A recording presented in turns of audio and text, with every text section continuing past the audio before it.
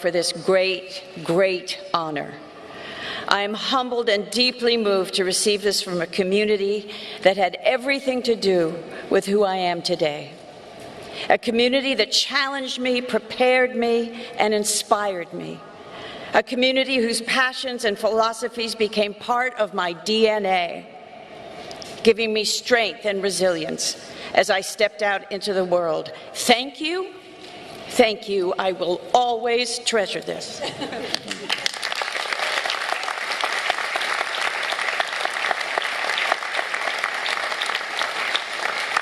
To the distinguished faculty, guest families, and most importantly, to the graduating class of 2019, I am proud to be here to help celebrate the women who have taught, worked, studied at this incredible institution, and I am particularly proud to be on this stage with President Catherine Rowe.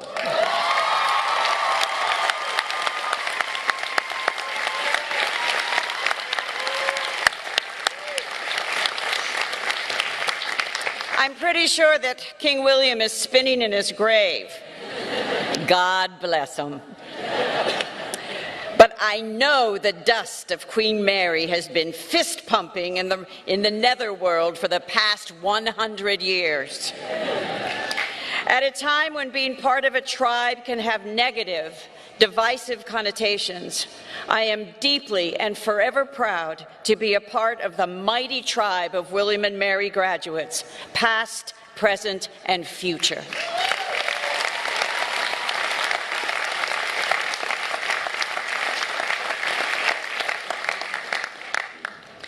Where am I? Oh, here I am.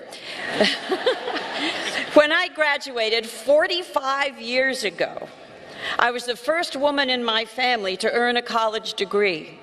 My mother never finished high school. She got married at 18 and had her first child 2 years later. Neither of my grandmothers nor my great-grandmothers went to college. In their society at that time, it just wasn't done. My parental grandmother, however, did run away from Texas and worked in a bank in order to put her sister through college. My two sisters never went to college. So being here today has an extra special significance for me. I just want to mention briefly why I happened to end up at William and Mary.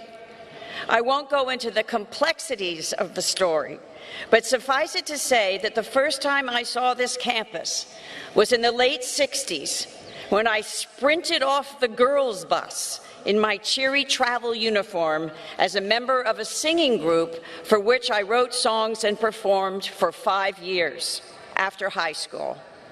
The show was an offshoot of a cult-like group that my parents fell prey to when I was 7 years old. Once off the bus, we enthusiastically set up our mics and speakers in the old Student Rec Center on Dog Street and proceeded to sing our hearts out for whatever students paused to listen. As I sang the simplistic songs and did the regimented choreography, I studied the students who were lounging on the furniture or leaning against the walls, and there came a moment when I knew that I had to somehow leave the group and come get my education here. And I want you to know why. It was because, almost to a person, they were looking at us like this.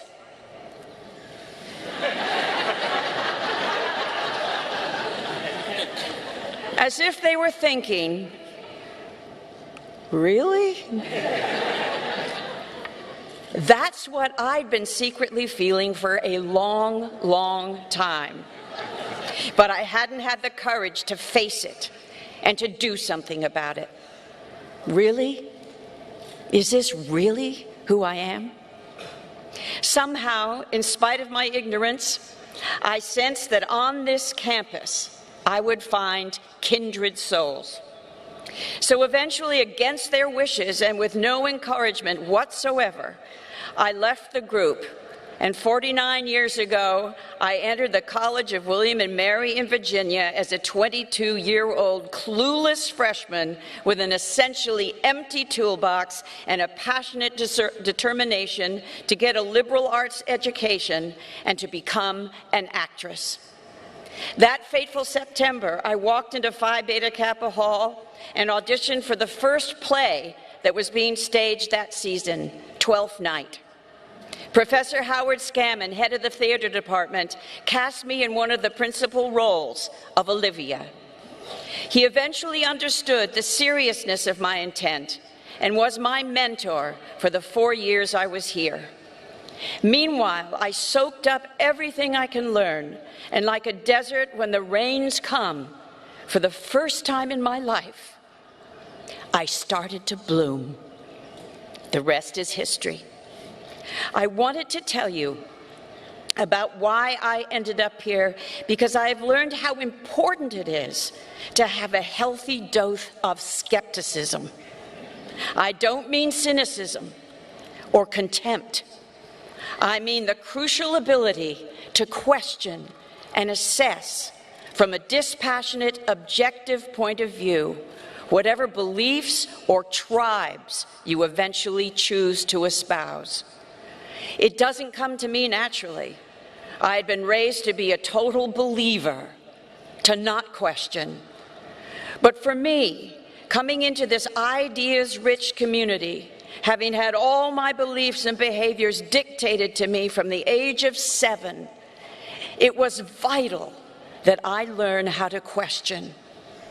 You have a much harder time of it now than I ever had. When I graduated, there was no internet. You wrote your papers on typewriters. There was no Facebook, Twitter, or Instagram. I didn't have the added enormous pressure of social media against which to develop as an adult. I think my mind would have exploded. I didn't have that insistent, seductive noise in my pocket and at my fingertips. Even now, I try to question, but how do I maintain my individuality without thinking that I am somehow not relevant, not hip enough, rich enough, not posting enough, that I don't have enough followers? What each of you have and what each of you must believe in from this day forward is your inherent uniqueness, your singular point of view.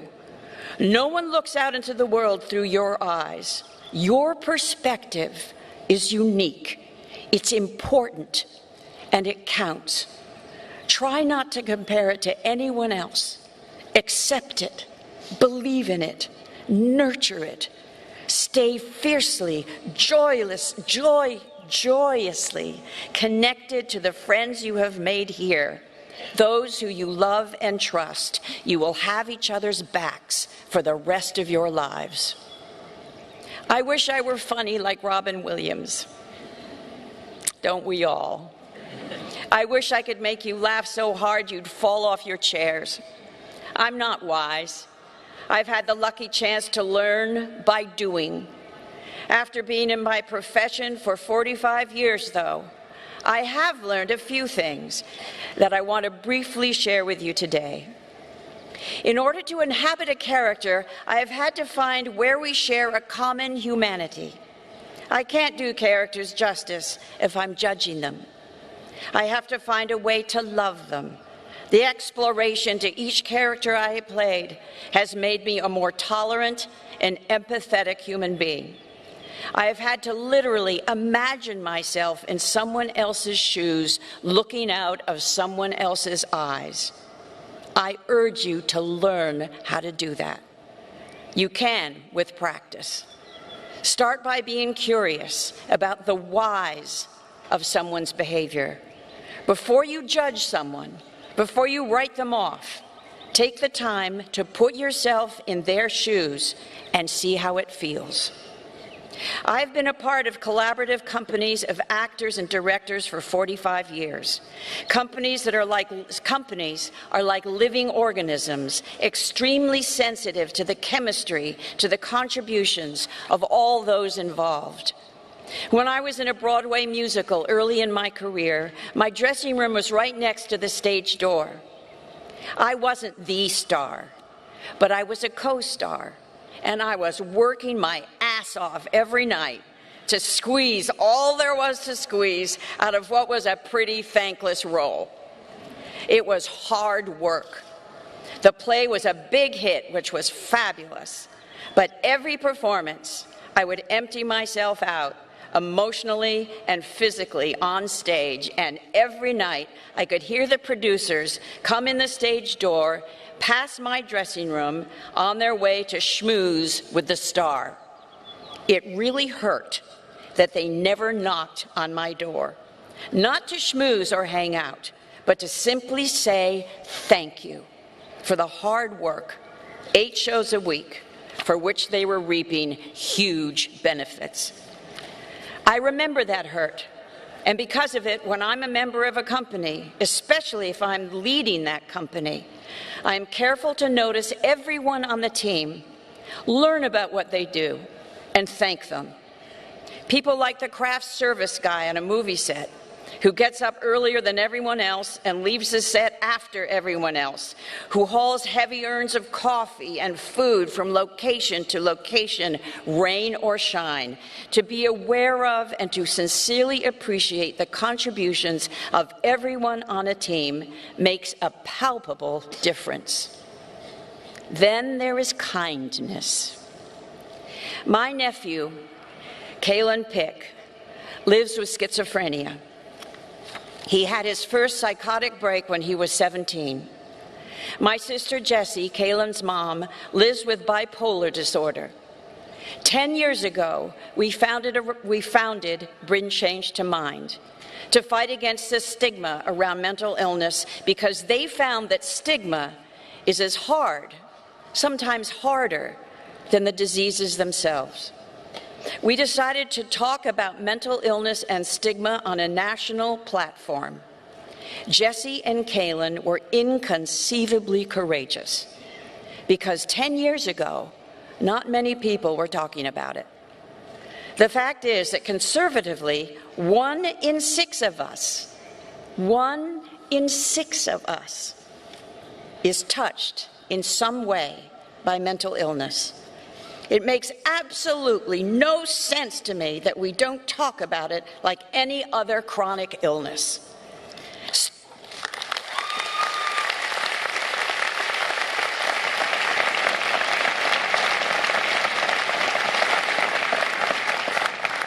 Starting the conversation is the first step. 2 days ago, I was with Kalen in front of 2,000 people, listening to him talk about living with something as scary as schizophrenia. I am astounded by how he has willed himself to manage his illness. He spoke, albeit sometimes hesitantly, sometimes searching for words, without losing his train of thought, talking with grace and knowledge. Someone from the audience asked him what they should do when confronted with someone who was struggling with a mental health issue, and Kalen simply said, "Be kind." Kindness. It's a simple word, but it is essential if we are to survive as a species on this planet. So I come to another thing I've learned. I've learned from reading the writings of the great Edward O. Wilson that one of the core reasons we have been so successful as a species is that we evolved the capacity to empathize. That means that the tribes who espoused empathy were more successful at survival than the ones who didn't. In order for a community, for a tribe to survive and thrive, we humans had to evolve the ability to register the emotions, the plight, the fears, and the needs of other members of our tribe, and to respond to them with empathy. We die without connection. Nothing is worse for us humans than to be bereft of community.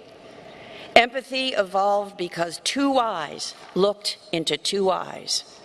It's the most immediate and powerful way we humans communicate. Empathy evolved because we looked at each other face to face, not on a screen. Studies have shown that the further away we get from two eyes looking into two eyes, the harder it is to empathize. What I have learned is that if we are to remain a free and viable society, we need to spend less time looking at screens and more time looking into each other's eyes.